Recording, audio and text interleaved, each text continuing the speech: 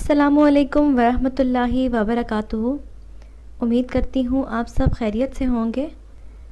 آپ دیکھ رہے ہیں آپ کا اپنا چینل روحانی وظیفے اینڈ ہیلتھ۔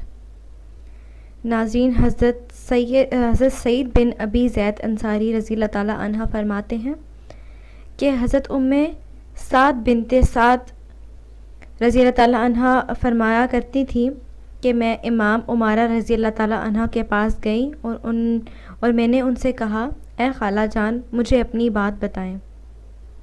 انہوں نے کہا کہ میں دن کے شروع میں صبح نکل کر دیکھنے لگی کہ مسلمان کیا کر رہے ہیں۔ میرے پاس پانی کا ایک مشکیزہ تھا۔ میں چلتے چلتے حضور صلی اللہ علیہ وآلہ وسلم تک پہنچ گئی۔ آپ صلی اللہ علیہ وآلہ وسلم اپنے صحابہ کے بیچ میں تھے۔ اس وقت مسلمان غالب آ رہے تھے اور ان کے قدم جمے ہوئے تھے۔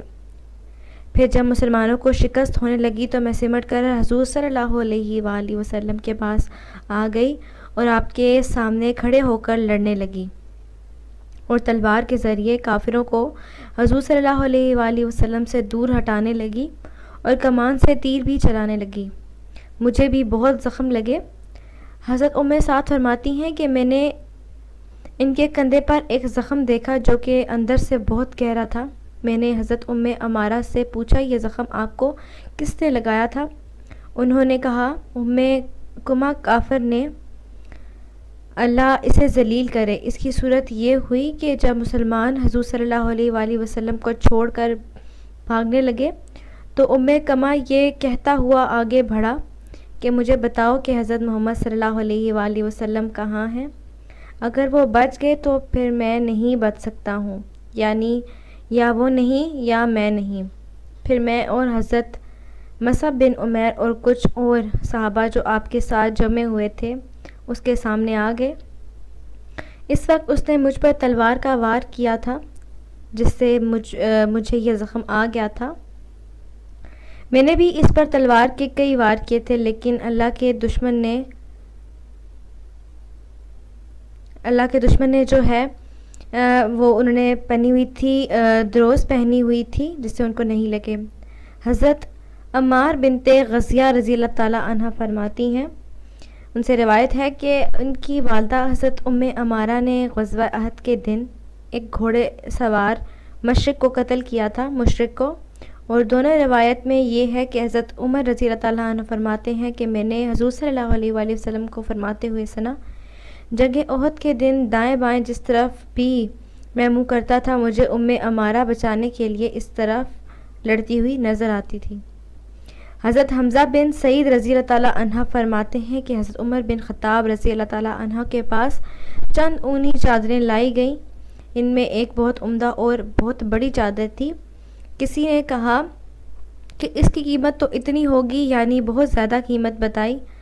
آپ اسے اپنے بیٹے حضرت عبداللہ بن عمر رضی اللہ تعالیٰ عنہ کی بیوی حضرت صفیہ بنت ابی عبید رضی اللہ تعالیٰ عنہ کے پاس بھیج دیں۔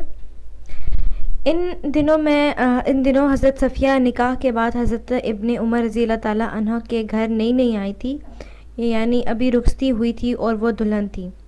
حضرت عمر نے فرمایا کہ میں یہ چادر ایسی عورت کے پاس بھیجوں گا جو ابن عمر کی بیوی سے زیادہ اس کے حقدار ہیں، اور وہ عمارہ نصیبہ بنت کعبہ رضی اللہ تعالیٰ عنہ۔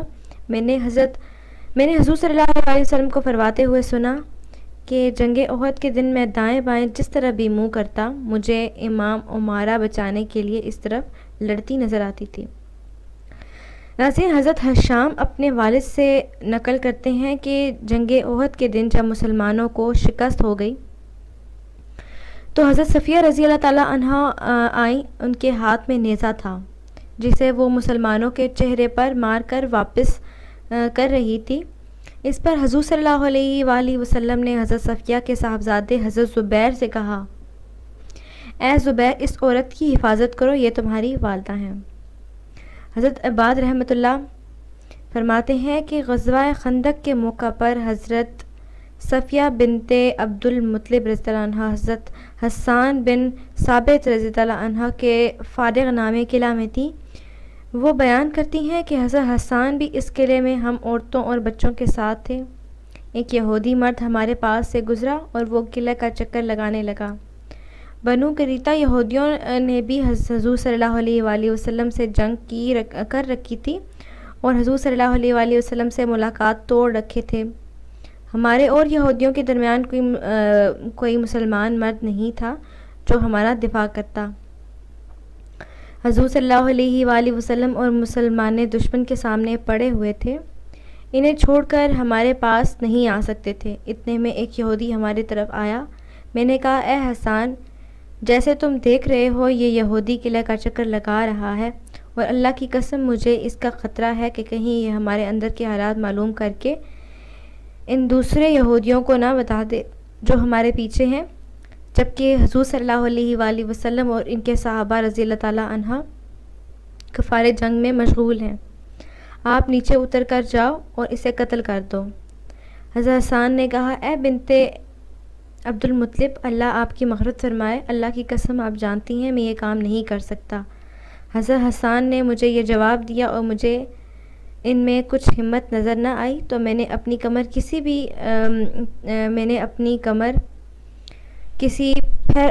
پھر میں نے خیمے کا ایک بانس لیا، پھر میں قلعہ سے اتر کر اس یہودی کی طرف گئی اور بانس مار مار کر اسے قتل کر دیا۔ جب میں اس سے فارغ ہو گئی تو واپس آ گئی۔ پھر میں نے کہا، اے حسان، نیچے جاؤ اور اس کا سامان اور کپڑے اتار لاؤ۔ چنانچہ جو ہے یہ نہ ہو محرم مرد تھا، اس لیے میں نے اس کے نامحرم مرد تھا یہ، اس لیے میں نے اسے کپڑے نہیں اتارے۔ تو حضرت حسان نے کہا، اے بنت عبد المطلب، مجھے اسے کپڑے وغیرہ اتارنے کی کوئی ضرورت نہیں۔ حضرت ہشام بن عروہ سے روایت ہے کہ حضرت صفیہ وہ سب سے پہلی مسلمان عورت ہیں جنہوں نے کسی مشرک مرد کو قتل کیا ہے۔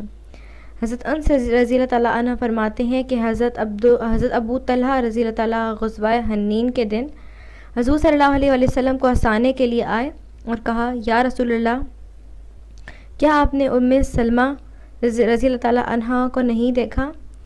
ان کے پاس ایک خنجر ہے۔ حضور صلی اللہ علیہ وآلہ وسلم نے ام سلیم سے کہا، اے ام سلیم، تم خنجر سے کیا کرنا چاہتی ہو؟ انہوں نے کہا، اگر ان کافروں میں سے کوئی میرے قریب آیا تو میں اسے خنجر سے مار دوں گی۔ مسلم کی روایت میں حضرت انس رضی اللہ تعالیٰ عنہ فرماتے ہیں کہ ام سلیم رضی اللہ تعالیٰ عنہ نے ایک خنجر تیار کیا اور ان کے پاس تھا، جو وہ ان کے پاس تھا۔ حضرت ابو طلحہ رضی اللہ تعالیٰ عنہ نے انہیں دیکھا تو عرض کیا، یا رسول اللہ، یہ ام سلیم کے پاس خنجر ہے۔ حضور صلی اللہ علیہ وآلہ وسلم نے ام سلیم سے پوچھا، یہ خنجر کیا ہے؟ انہوں نے کہا، میں نے اس لیے لیا ہے کہ کوئی مشرک میرے قریب آئے تو میں یہ خنجر اس کے پیٹ میں گھونپ دوں گی۔ یہ سن کر حضور صلی اللہ علیہ وآلہ وسلم ہنسنے لگے۔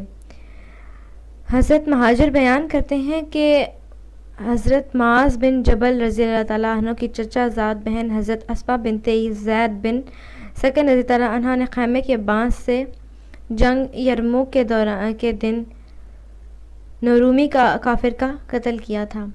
تو ناظرین، یہ ہماری جو ہے اسلام کے لیے جن عورتوں نے لڑنے کے لیے نکلی تھی، جہاد پہ نکلی اللہ تعالیٰ کے راستے میں، جو ہے وہ حضور صلی اللہ علیہ وسلم کی بھی جنہوں نے ان کے ساتھ جنگیں لڑی تھی، تو یہ ان عورتوں کے کچھ سچے واقعات ہیں، جتنی روایات ہیں اتنی میں نے آپ کو بتا دی ہیں۔